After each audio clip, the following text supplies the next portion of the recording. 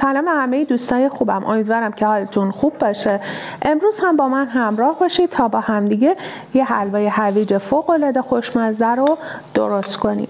من برای این کار ابتدا آرد رو تفت دادم، بعد از اون با روغن دوباره کمی تفت دادم و هویج پخته شده رو بهش اضافه کردم.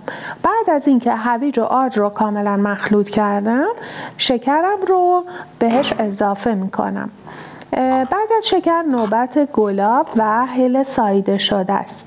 بعد از اینکه هل و گلاب رو هم به مخلوط حلوامون اضافه کردیم و کامل همش زدیم، نوبت میرسه به زعفرون دم کرده. برای خوش رنگ شدن حلواتون میتونید از کمی زعفرون دم کرده هم استفاده کنید. من اینجا شکرم رو در 2 قسمت ریختم، ولی فرقی نمیکنه اگر که اون رو یک جا هم بریزید. بعد از همه موارد وقتی که کامل همه رو مخلوط کردیم، حلوا باید داخل ظرف جمع بشه و وقتی که کاملا جمع بشه و دیگه به ظرف نچسبه، حلوای ما آماده است. شما میتونید این حلوا رو داخل ظرف، داخل نونهای تارت کوچولوی حلوا یا اینکه به صورت رولت روی نونهای بستنی سرو کنید.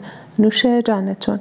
اگر که مقدار دقیق حلوا رو برای درست کردن خواستی، حتما تو قسمت نظرات برای من کامنت